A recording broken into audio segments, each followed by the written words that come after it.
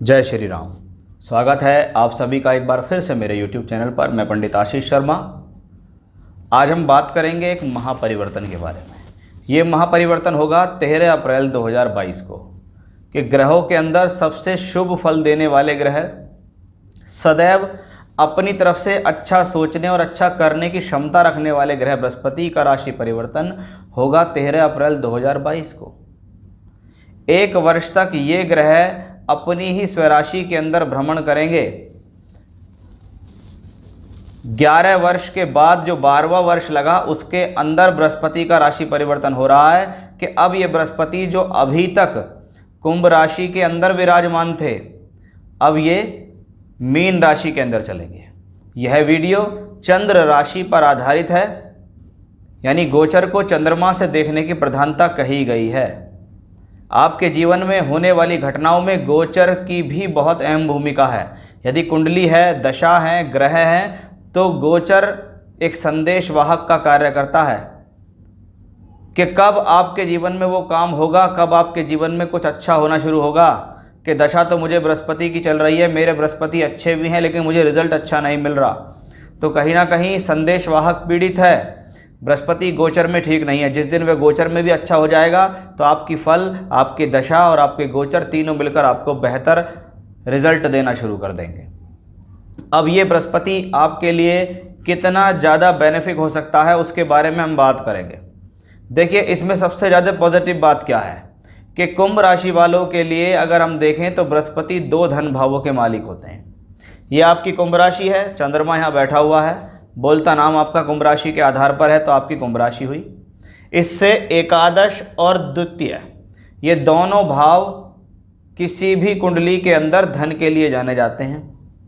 क्योंकि ये दशम से दूसरा है, इसलिए ये आपकी प्रोफेशन का कमाई है। आप जो कर्म करते हो उससे जो धन कमाते हो। ये राशि से दूसरा है, ये परिवार से मिलने वाला धन, बोलचाल से मिलने वाला धन, यानी वाणी, वे ऑफ टॉकिंग से मिलने वाले धन को बताता है। यानी ये 2 धन भाव हैं, लेकिन दोनों का प्रारूप अलग अलग है कि आपको किस जगह से धन चाहिए। वो यहाँ बृहस्पति दोनों भावों के मालिक हो चुके हैं। अब ये बृहस्पति कुंभ से निकलकर मीन में पहुँचेंगे। 13 अप्रैल के बाद 1 वर्ष कुछ दिन तक बृहस्पति इसी राशि के अंदर रहेंगे। अब ग्रह अपने घर में बैठा हो तो ज़्यादा मजबूत होता है। जिस तरीके से एक जातक, एक व्यक्ति विशेष अपने घर के अंदर ज़्यादा सुख महसूस करता है, इसी तरीके से बृहस्पति भी है। ये बृहस्पति यहाँ मीन राशि में, जल तत्व राशि के अंदर, आध्यात्मिक राशि मीन राशि के अंदर बृहस्पति गया, चंद्रमा से दूसरे घर के अंदर गया और पूर्वा भाद्रपद, उत्तरा भाद्रपद और रेवती 3 नक्षत्रों में भी इसका भ्रमण रहेगा। वो नक्षत्र क्रमशः बृहस्पति का स्वयं नक्षत्र होगा, उसके बाद शनि का नक्षत्र होगा और उसके बाद बुध का नक्षत्र होगा। शनि आपकी राशि के मालिक, बुध स्वयं राशि के, और बुध हैं आपकी पंचमेश शनि लक्ष्मी त्रिकोण के मालिक। इसका मतलब इनका जो स्वयं नक्षत्र है वो भी आपके लिए बहुत ज़्यादा लाभदायक हो गया कि भैया 3 नक्षत्र में भ्रमण होगा बृहस्पति का, और वो तीनों नक्षत्र परम मित्र के नक्षत्र होंगे। बृहस्पति का स्वयं नक्षत्र, शनि स्वयं अपने नक्षत्र में होंगे, आपकी राशि के मालिक शनि हैं। तो आइए और देखते हैं इसके अंदर क्या है कि इसकी प्लेसमेंट आपको क्या देगी और इसकी दृष्टियां आपको क्या देने वाली हैं। देखिए, राशि से दूसरे का मालिक दूसरे में हो तो वेल्थ बढ़ती है, पैसा बढ़ता है। दूसरे घर से हम धन संचय देखते हैं। अगर हम यहाँ अपनी कमाई करते हैं तो ये वो डिपार्टमेंट है जो परिवार से मिलने वाला धन भी कहलाता है और धन संचय भी दिलाता है। यानी दूसरे घर का मालिक दूसरे घर में हो, धन संचय हो जाएगा शुरू, पैसा जुड़ना शुरू हो जाएगा। साथ ही साथ परिवार से भी पैसा मिलना, यानी कभी कभी जिन लोगों को पैतृक संपत्ति की प्राप्ति के योग हैं, पैतृक संपत्ति चाहते हैं परिवार में कि भी बंटवारा हो जाए सकुशल और हमारा हिस्सा हमें मिल जाए, तो ये बृहस्पति आपको दिला देगा। यानी वेल्थ के मामले में ये सक्सेस देगा, कुटुंब वृद्धि दे सकता है। दूसरे का मालिक दूसरे घर में हो तो परिवार के अंदर खुशहाली बढ़ती है। कुटुंब वृद्धि का एक मान्य तरीका यह भी है कि परिवार के अंदर कोई खुशहाली आती है। आपको कोई संतान हो जाए, आपके परिवार में किसी को, भाई को, बहन को कोई संतान हो जाए तो वो कुटुंब वृद्धि कहलाती है। तो इसको कहते हैं कुटुंब वृद्धि के लिए अच्छा। मैरिड लाइफ को जॉयफुल बनाता है ये कॉम्बिनेशन। क्योंकि राशि से अष्टम भाव को हम मांगल्य स्थान कहते हैं, तो ये सप्तम से अष्टम भी तो है, ये आपकी पत्नी है या आपका पति है। इससे अष्टम का मालिक जब यहाँ होगा तो लोगों के मन में बात आती है कि यहाँ मांगल्य जीवन जॉयफुल कैसे हुआ। तो उसके प्रति रीज़न ये है कि अष्टम भाव मांगल्य के लिए देखा जाता है। यहाँ से बैठ के बृहस्पति अष्टम को देखता भी है, तो यहाँ से अष्टम में बृहस्पति स्वराशि का होकर बैठा भी है, तो मांगल्य जीवन के लिए अच्छा, कार्य क्षेत्र में सेटिस्फेक्शन दिलाता है ये कॉम्बिनेशन कि अब मुझे संतुष्टि हो गई है, अब पहले के मुकाबले मेरा काम धंधा बेहतर हो गया, चाहे वो मेरी मैरिड लाइफ हो, चाहे मेरी जॉब हो, चाहे मेरी प्रोफेशनल लाइफ, चाहे मेरा व्यापार हो, अब मुझे पहले के मुकाबले कुछ जॉयफुल हो गया है, अच्छा हो गया है। अलग अलग माध्यम से पैसा कमाना, मल्टीपल सोर्स ऑफ इनकम का भी एक कॉम्बिनेशन है। वैसे ही बृहस्पति 2 धन भाव के मालिक हैं, इसलिए मल्टीपल सोर्स ऑफ इनकम तो देंगे, एक नहीं एक से अधिक माध्यम से पैसा कमा सकते हैं। ऐसे समय में जो लोग नौकरी कर रहे हैं या व्यापार कर रहे हैं, कुछ अलग से साइड काम करके एक्स्ट्रा इनकम कमा सकते हैं। ऐसे समय में लाइफ पार्टनर मिलता है, जीवन साथी का चुनाव हो जाता है, जीवन साथी आपकी ज़िंदगी में आता है, उसका सहयोग आपको मिलना शुरू हो जाता है। प्रमोशन होना, इंक्रीमेंट होना, तरक्की होना, पैसे में वृद्धि होना, इसी कॉम्बिनेशन से संभव है। यानी अगर आपका इंतजार है कि प्रमोशन हो जाए, पैसे नहीं बढ़ रहे, क्या नौकरी बदल दूं, क्या मुझे नौकरी चेंज कर लेनी चाहिए, तो उसका आपको यहाँ पर फ़ायदा मिलने वाला है कि नौकरी मिलेगी, प्रमोशन मिलेगा, आपको बदलने की ज़रूरत नहीं है, यहीं आपके सब काम होंगे। अगर आप कोई नए काम करना चाहते हैं, कोई नए काम से लाभ लेना चाहते हैं, पैसा कमाना चाहते हैं, तो उस लिहाज से ये कॉम्बिनेशन बहुत बेहतर है। सामाजिक पद प्रतिष्ठा को बढ़ाने का भी एक योग है। अब आपकी राशि के मालिक कौन है? शनि। शनि का अधिकतम गोचर 2022 में राशि से द्वादश में ही चलेगा। 29 अप्रैल से 12 जुलाई तक शनि यहाँ होंगे कुंभ राशि में। यानी ये 3 महीने बृहस्पति भी यहाँ होंगे और शनि यहाँ होंगे। वो 3 महीने आपके लिए बहुत मुख्य हो सकते हैं। उस दौरान कुछ बहुत अच्छी चीज़ आपके हाथ लग सकती है, कोई बहुत बड़ा फ़ायदा आपको हो सकता है। उसके बाद शनि का ट्रांजिट वापस होके यहाँ पहुँच जाएगा वक्री अवस्था में।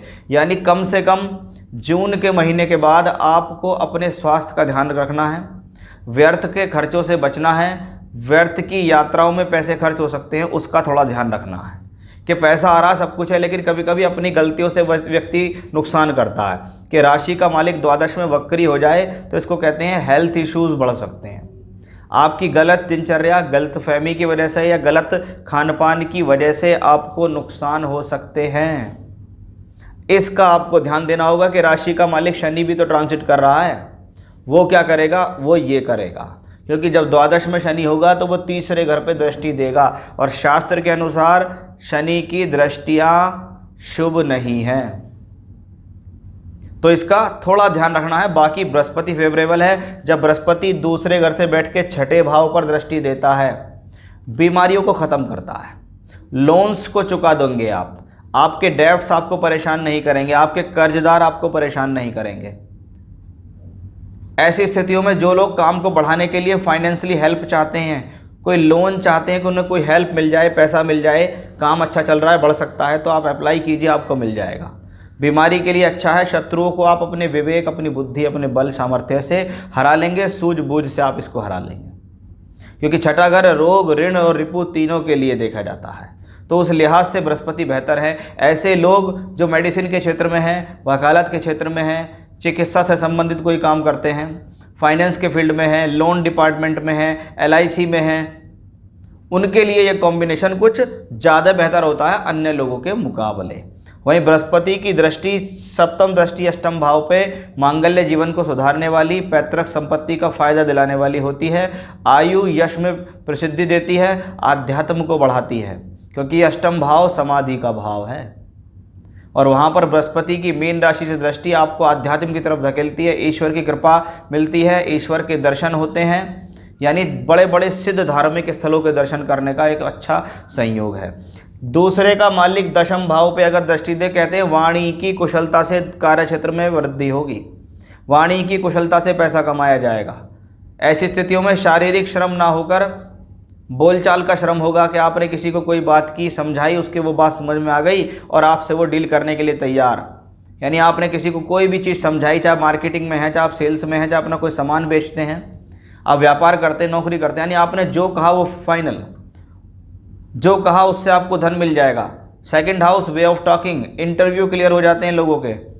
सरकारी नौकरी के लिए इंटरव्यू दे रहे हैं, प्राइवेट नौकरी के लिए इंटरव्यू दे रहे हैं, आप इंटरव्यू में गए, आपका काम हो गया। तो उस लिहाज से बृहस्पति कार्य क्षेत्र में धन भी देगा और कार्य क्षेत्र में यश, मान, सम्मान, कीर्ति भी स्थापित करेगा।